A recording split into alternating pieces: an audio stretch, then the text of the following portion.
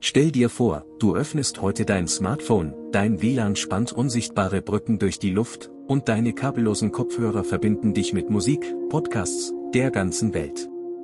Was wäre, wenn ich dir sage, dass all das auf einer Idee beruht, die vor über 80 Jahren von einer Frau entworfen wurde, die in den 1940ern als die schönste Frau der Welt verehrt wurde? Eine Ikone, die Kameras liebten und die Bühne vergötterte und die gleichzeitig an ihrem Schreibtisch mit Skizzen und Schaltplänen die Zukunft der Kommunikation entwarf. Wenn dich solche verborgenen Wurzeln der Technologie begeistern, dann unterstütze dieses Video mit einem Like und abonniere den Kanal, damit du keine weiteren Geschichten verpasst. Heute geht es um Hedi Lamar, die Schauspielerin aus Wien, die das Frequenzsprungverfahren erfand und damit den Grundstein für kabellose Technologien legte. Hedi Lamar, geboren 1914 in Wien als Hedwig Eva Maria Kiesler, wuchs in einem Umfeld auf, das gleichzeitig anspruchsvoll, musikalisch und technisch neugierig war.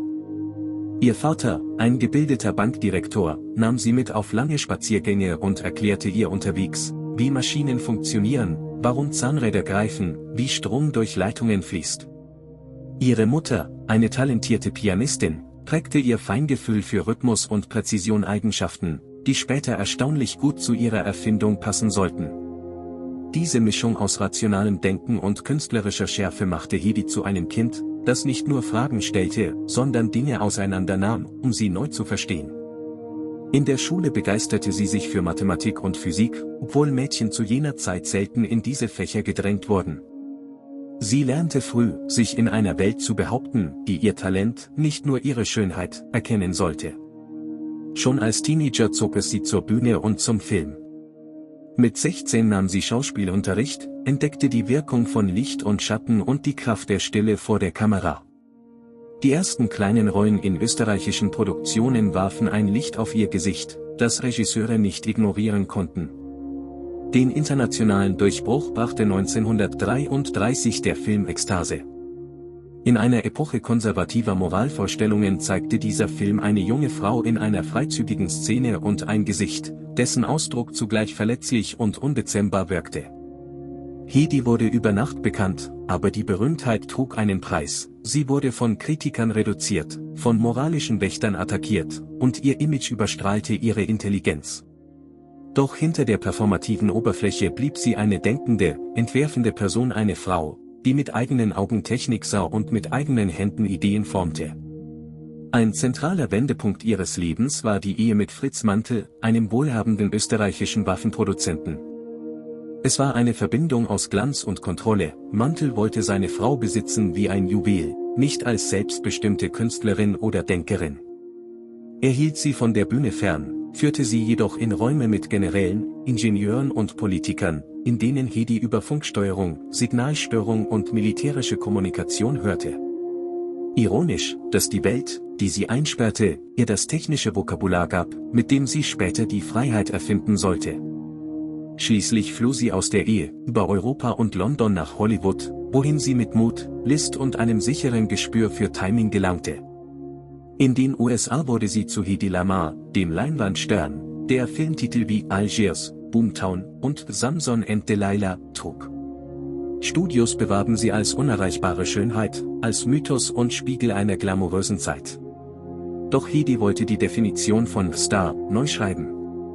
Zwischen Drehtagen und Galas arbeitete sie abends an Zeichnungen, notierte Ideen auf Servietten, entwickelte einfache Skizzen für komplexe Probleme. Das Bild ist eindrücklich, eine Frau, die die Welt mit ihrem Blick fesselte und abseits der Scheinwerfer Logikgitter und Frequenztabellen füllte.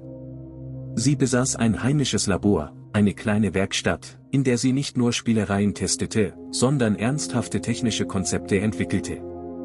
Während des Zweiten Weltkriegs verwandelte Hedi Lamar ihr Wissen aus den Manteljahren in einen konkreten Entwurf.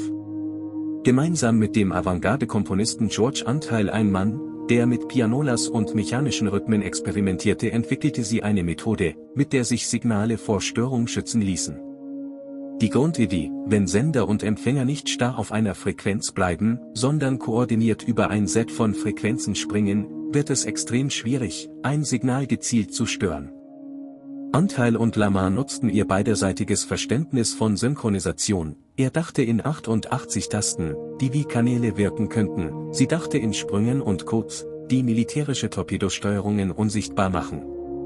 Das Ergebnis war ein patentiertes Frequenzsprungverfahren, dessen geistiger Kern später als Spreadspektrum zum Fundament von WLAN, Bluetooth und sicheren Satellitenverbindungen wurde. Die US-Marine griff die Idee zunächst nicht breit auf, zu neu, zu ungewöhnlich, zu sehr von einer Schauspielerin, doch die Saat war gelegt. Technisch betrachtet ist das Frequenzspringen eine elegante Antwort auf die Frage, wie sende ich ein Signal so, dass ein Gegner es weder zuverlässig findet noch blockiert? Anders als ein einzelnes, stationäres Signal verteilt das Verfahren die Information über viele Kanäle und Zeiten, sodass Abhören und Stören massiv erschwert werden. Wenn du heute kabellos streamst oder dein Smartphone sich im dichten Frequenzdschungel nicht verheddert, erlebst du die Idee einer Frau, die ihre Zeit weit übertraf. Das ist nicht nur genial, sondern poetisch. Musik und Mathematik treffen sich in einer Architektur, die Robustheit aus Vielfalt schöpft. Hedy Lamars Erfindergeist blieb nicht auf ein Patent beschränkt. Sie meldete weitere praktische Erfindungen an, von Details für Flugzeugkabinen bis zu einem effizienteren Ampelsystem. Sie dachte komfortorientiert und sicherheitsbewusst, mit einem Auge auf Alltag, dem anderen auf Eleganz der Lösung. Gleichzeitig setzte sie sich öffentlich für Kriegsanleihen ein, sprach vor Publikum, nutzte ihre Berühmtheit, um Geld für das Militär zu sammeln, jene paradoxe Verbindung von Glamour und Ernst, die ihr Leben so oft prägte. Doch finanziell profitierte sie nie von der Frequenzsprungtechnik, das Patent lief aus, lange bevor Industrie und Militär das volle Potenzial ausschöpften, und Lizenzgebühren blieben ein Traum, der an der Ungerechtigkeit des Systems zerbrach. Ihr Privatleben war wechselhaft, und die Presse liebte es, die dramatischen Kurven ihrer Beziehungen nachzuzeichnen. 6-mal verheiratet, suchte Hedy Nähe und Verständnis, doch fand oft Misstrauen oder die Unfähigkeit, ihr Doppelleben Denkende und Ikone zu akzeptieren. Sie hatte 2 Kinder und rang wie viele berufstätige Mütter mit der Balance aus Care und Karriere, aus Intimität und Selbstverwirklichung. In einem Umfeld, das Frauen entweder zur Muse oder zur Mathematikerin machte, weigerte sie sich, zu wählen. Sie wollte beides sein und war beides. Dass die Öffentlichkeit ihre Erfindungen jahrelang nicht ernst nahm, machte sie verletzlich. Wer nur das Gesicht sieht, verpasst den Kopf. Kontroversen säumten ihren Weg, es gab Berichte über Shoplifting-Vorfälle, Prozesse mit Studios, Streit um Bildrechte, und später im Leben Rückzug, Isolation, auch plastische Eingriffe, die im Licht der Medien größer erschienen als ihr faktischer Einfluss. Diese Schlagzeilen verdeckten mitunter die stille Arbeit der Frau, die nicht den Schmuck, sondern die Struktur liebte. Die Öffentlichkeit liebt klare Schablonen, Heldin oder Skandalfigur, doch Hedy Lamar war eine Person, die grau und bunt gleichzeitig sein konnte. Dass sie sich phasenweise aus der Öffentlichkeit zurückzog, bedeutete nicht, dass ihr inneres Labor zum Stillstand kam, der Strom ihrer Ideen floss weiter, selbst wenn die Kameras schwiegen. Ein wenig bekanntes Detail ist die Art, wie Musik ihr technisches Denken prägt. Synchronisierte Sprünge erfordern Takt, die Balance von Ordnung und Zufall. Der Geist einer Pianistin und eines Komponisten trifft in einem Kommunikationssystem zusammen, das widerstandsfähig ist, weil es dem Feind den Rhythmus vorenthält.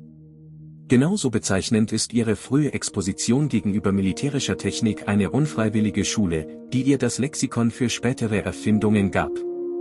Diese Komponenten vereinigen sich in einer Person, deren Biografie wie ein Spiegel der Moderne wirkt: kultureller Glanz, technische Ambition, gesellschaftliche Begrenzung, Durchbrüche, Rückschläge. Die Anerkennung kam zögerlich, dann spürbar. In den 1990ern begann man, Hedy Lamar als Pionierin der drahtlosen Kommunikation zu würdigen. Sie erhielt Auszeichnungen wie den Pioneer Award der Electronic Frontier Foundation, und Ausstellungen zeigten nicht nur Filmplakate, sondern Patentskizzen, Notizzettel, technische Diagramme. Universitäten erwähnten sie in Vorlesungen, Museen stellten ihre Beiträge neben denen großer Ingenieure aus.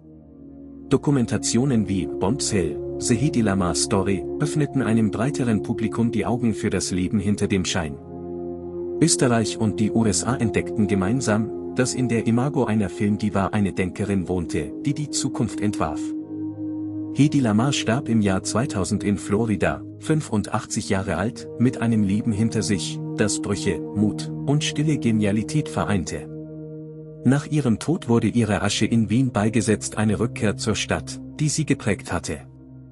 Ihr Vermächtnis ist heute so allgegenwärtig, dass wir es kaum noch bemerken. In jedem WLAN-Router, in jeder sicheren Funkverbindung, in jedem Bluetooth-Signal lebt die Idee des Frequenzsprungverfahrens. Es ist eine unsichtbare Ehrentafel, die in Häusern, Straßen, Flughäfen werktätig ist und die Leistung einer Frau weiterträgt, die ihrer Zeit mit Eleganz voraus war. Wenn wir Bilanz ziehen, sehen wir eine Geschichte über Grenzen und wie man sie überschreitet. Grenzen von Geschlechterrollen, die Frauen in dekorative Ecken drängen wollten. Grenzen der Wahrnehmung, die Berühmtheit als Barriere gegen ernsthafte Anerkennung errichtete. Grenzen der Technik, die ein Problem sah, Störung und eine Antwort fand, Vielfalt im Takt. Hedi Lamar ist eine Lektion darin, niemals die Tiefe eines Menschen am Glanz seiner Oberfläche zu messen. Ihre Biografie öffnet Räume, für Mädchen, die Mathe lieben, für Künstlerinnen, die erfinden, für IngenieurInnen, die ins Rampenlicht gehören. Es lohnt sich, ihre 3 bis 4 wichtigsten Leistungen getrennt zu betrachten. Erstens, das Frequenzsprungverfahren als konzeptioneller Durchbruch gegen Jamming und Abhören, das später die Basis von Spektrum bildet. Zweitens, der Brückenschlag zwischen Kunst und Technik, verkörpert durch die Zusammenarbeit mit George Antheil, der zeigt, wie interdisziplinäre Sichtweisen robuste Lösungen erzeugen. Drittens, die Hartnäckigkeit, technische Ideen in einer Kultur durchzusetzen, die sie skeptisch sah, eine Leistung des Willens, nicht nur der Intelligenz. Viertens, das öffentliche Engagement in Kriegszeiten, indem sie mit ihrer Bekanntheit Ressourcen für die Verteidigung mobilisierte, ohne den Anspruch auf geistige Eigenständigkeit aufzugeben. Diese Leistungen wirken bis heute, weil sie nicht nur Objekte, sondern Denkweisen etablierten. Natürlich hat jede Pioniergeschichte ihre Schatten. Dass sie die Lizenzgebühren für ihr Patent sah, zeigt die Kluft zwischen Erfindung und ökonomischer Verwertung.